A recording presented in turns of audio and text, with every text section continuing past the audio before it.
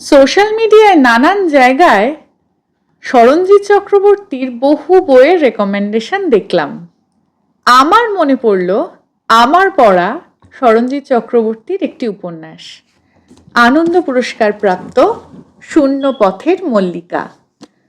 স্মরণজিৎ চক্রবর্তীর উপন্যাস মানেই রয়েছে কিছু অপ্রচলিত নাম, যেমন এই উপন্যাসেও হাওয়া দাদু, ঊর্জা।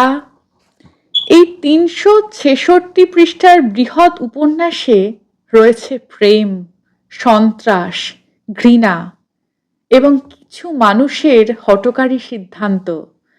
২৫ বছর সময়কাল জুড়ে দুটি প্রজন্ম রয়েছে এই উপন্যাসে এবং সবাই কোনো না কোনোভাবে সবার সাথে জড়িত।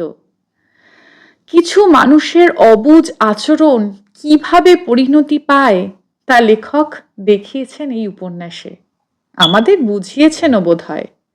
হামার্থিয়া, হিউব্রিস, ডমিনো এফেক্ট, এই তিনটি শব্দ মনে রাখলে এই উপন্যাসটির চলন বুঝতে সুবিধা হবে।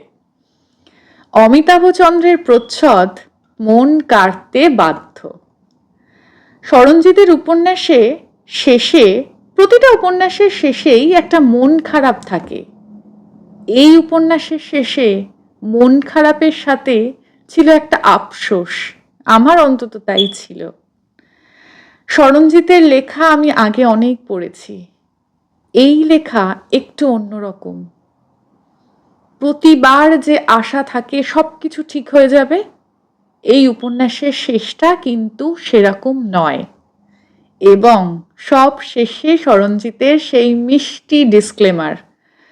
এখানেও যেমন দেওয়াল টপকে ঢুকে আসা ক্যাম্বিস বল, শূন্য দোলনা এবং সারা জায়গা জুড়িয়ে ছড়িয়ে থাকা মল্লিকা ফুল, এই সব কিছু সত্যি, বাকি সব কিছু কাল্পনিক।